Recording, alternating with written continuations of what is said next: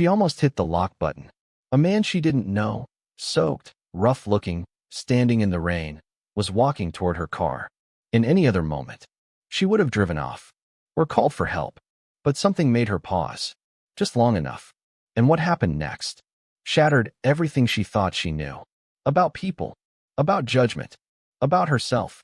This is the story of how a woman with everything was rescued by a man the world had forgotten. A man with nothing to offer, except everything that truly mattered.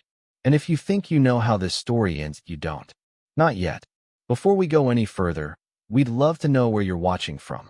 Drop a comment below with your city or country. And if you're new here, hit that subscribe button to join our community of storytellers dedicated to Black voices and experiences. Rain felt like it was trying to wash the whole city away. Thick drops hammered the pavement. Winds twisted umbrellas. And traffic crawled through the gray streets like a tired animal. No one looked up. No one slowed down. In the middle of it all sat a silver luxury SUV, hazard lights blinking, steam rising from under the hood. Inside, 34-year-old Jordyn Miles gripped the steering wheel, lips tight, eyes darting from the dashboard to the rain outside. She was soaked, not from the storm, but from the sprint she'd made earlier, trying to get someone's attention before giving up and climbing back inside. This wasn't supposed to happen. Not to her. She was the woman who had it together, CEO of a fashion brand, sharp as they come, dressed in a $900 coat and heels that shouldn't have touched puddles. But today she was stranded. Horns blared behind her. Drivers swerved. A man yelled something she couldn't hear over the storm. The city just kept going. No one stopped. No one asked if she needed help. She pulled out her phone. No signal. The roadside app spun uselessly. Frustrated, Jordyn hit the steering wheel with her palm. Then, something caught her eye in the side mirror. A figure, moving through the rain, slow but steady. Soaked hoodie, torn jeans, boots dragging slightly through the water. He didn't carry a bag. Didn't look like he had anywhere to be. He was coming straight toward her. Jordyn's stomach flipped. Her fingers hovered over the door lock. He looked homeless, but he didn't stop at every car.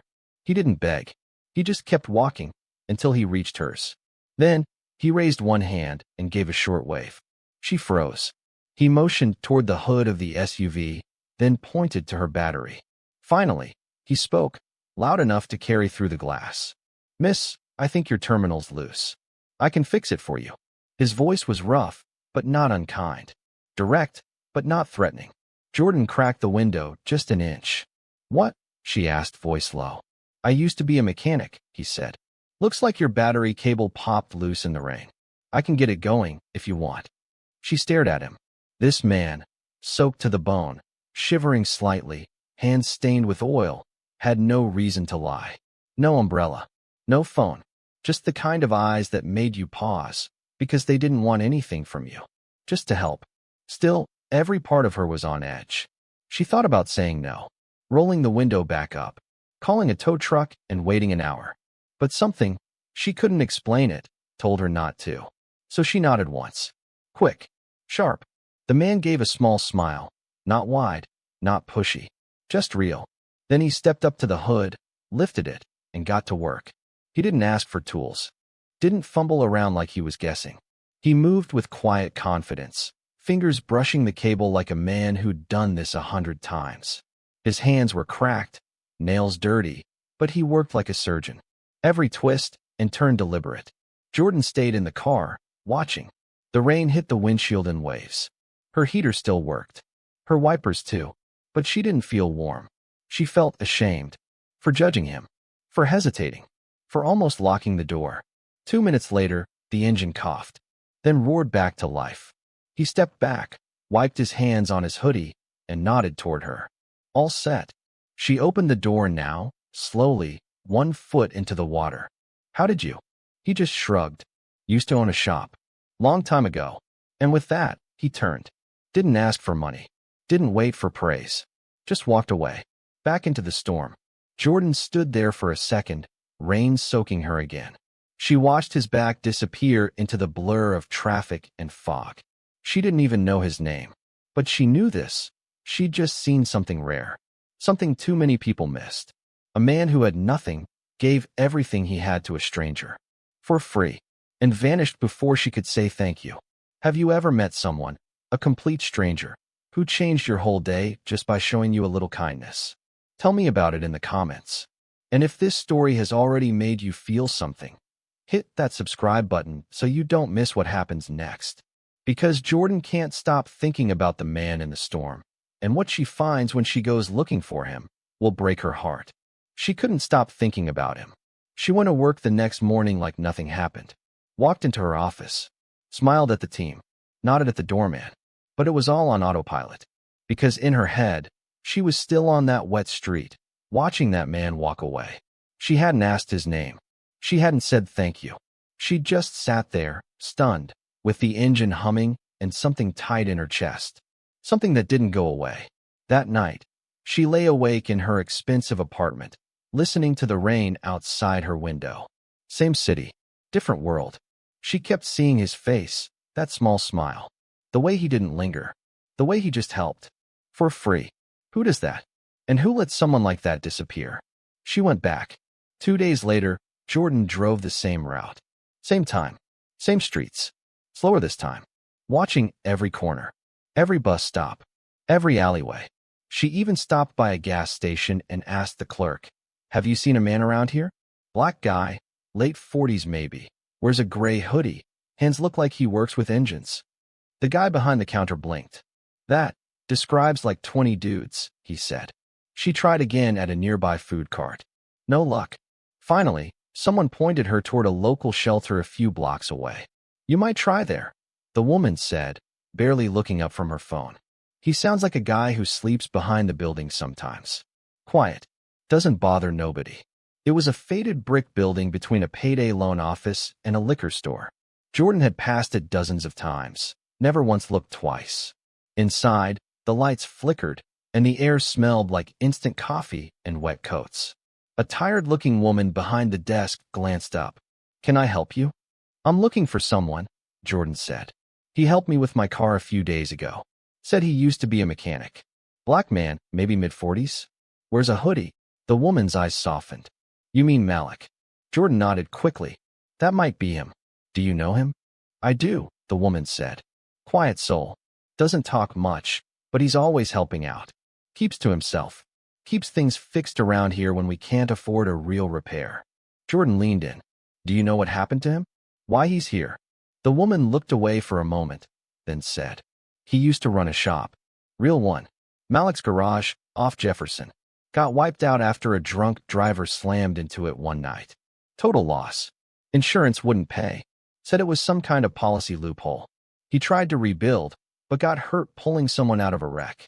Back injury. No work. No money. And after that, things just slipped." She paused. "Man still shows up here every week. Helps change light bulbs, tightens leaky faucets. Never asks for anything." Jordyn felt a sting behind her eyes. This wasn't just some guy on the street. This was someone the world had chewed up and spit out. And he was still out here, giving. That night, Jordyn sat in her car outside the shelter for a long time. The engine idled, but she didn't move. She was thinking about how quickly the world decides who's valuable. How fast people like Malik become invisible, even when they have skills, even when they have hearts that keep giving, even after they've been broken. She thought about the way people looked at him on the street, about how close she came to hitting the lock button that day in the rain. And she hated that part of herself. But she also knew it wasn't too late to do something. Jordyn didn't announce anything. She didn't tell anyone what she was about to do, not her assistant, not her board, not even her friends. She just started pulling strings. Malik had debts. She paid them off quietly. His expired mechanic certifications. She called someone she knew at the licensing office. Fast-tracked it. And finally, she found it. A small, run-down garage on the edge of town, listed for lease. Concrete floors. Old signage. But solid bones. She had it rented under a private LLC. Repaired. Stocked with the basics. Left the name field on the new sign blank. Just one message painted above the door. This shop is for the man who never stopped fixing things, even when life broke him. Have you ever wondered where someone went? Someone you met just once but never forgot?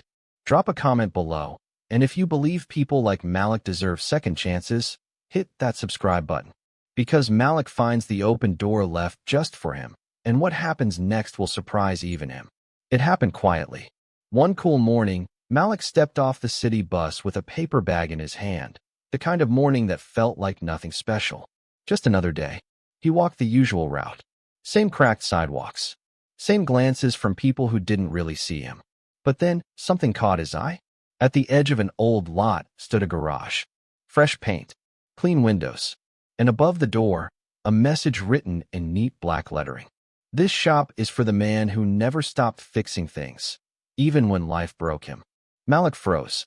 He stared at the sign, then at the open door. Inside was a space he hadn't seen in years. Workbenches, tools, grease-stained rags already hanging on hooks. It wasn't fancy, but it was real. It smelled like motor oil and possibility. He stepped inside slowly, as if afraid it might vanish. No one greeted him. No cameras. No speeches. Just silence, and a key waiting on the counter with a small tag. Welcome back. Malik ran his fingers along the edge of the tool bench. It was solid, worn, perfect. He picked up a wrench, not new, but cared for, and turned it over in his hand. He didn't need to ask who had done this. He knew, and somehow, that mattered more than words ever could. He didn't owe her thanks. She didn't ask for anything, and that's why it meant everything. Jordyn didn't go on day one. She waited. She wanted to give him space. Let him walk in when he was ready, not because someone offered, but because he chose to. But 5 days later, her SUV needed an oil change. Or maybe she just needed to see if he'd actually stayed. She pulled into the lot and cut the engine. Malik was standing in the doorway, a dark blue shirt with his name stitched over the pocket. His hands were already stained again. He looked older than she remembered, but stronger too. He saw her and smiled. Thought I recognized that engine, he said. She laughed.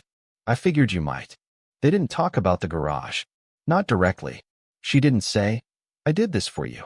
And he didn't say, I know. Instead, he opened the hood, leaned over, and got to work. Just like before. But this time, the rain wasn't falling. The sky was clear. And Malik's hands weren't moving just to survive. They were moving like they belonged here. Like he did. As he worked, Jordyn noticed little details. The old radio on the shelf playing soft jazz. A fresh cup of coffee beside the bench. A sign-in sheet with names of customers already coming back. Word was spreading. People were starting to trust him again, even though they didn't know what he'd been through. Maybe that was the point. Maybe they didn't need to know his story to see his value. Malik tightened the final bolt and gently lowered the hood. You're all set. Jordyn stepped forward, holding out a fresh wrench set, boxed and clean. It's too nice to use, he joked. She smiled. Use it anyway. Have you ever seen someone rise again, after life knocked them all the way down? Drop in the comments if you believe in second chances. And if you haven't already, hit that subscribe button, because you're about to learn how the world starts to notice Malik again, and how the impact of one kind act begins to ripple through a whole community. They didn't put up a billboard. There was no flashy launch party, no influencer campaign, just an open garage door, and a man who knew how to fix what was broken. At first, it was just a few folks from the neighborhood. A mom whose brakes had been squeaking for weeks. A retired cab driver with a rattling engine and a tight wallet. A young guy trying to get his first car running before his new job started. Malik never turned anyone away. If someone couldn't pay in full, he worked with them. Sometimes for nothing at all. Word spread fast. They said, he's honest. He's fast. He cares. People started calling him the Wrench Whisperer. A nickname he didn't like, but secretly appreciated. Sometimes she drove by and didn't stop. She'd park across the street, coffee in hand, watching Malik lean under a hood, or laugh with a kid sitting on the sidewalk waiting for her dad's car to be done. Other times she came in, not because her car needed work, but because her heart did. It felt different being there.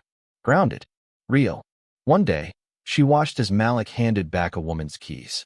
The woman looked shocked. No charge, she asked. Malik smiled. You needed the help more than I needed the money. The woman's eyes welled up.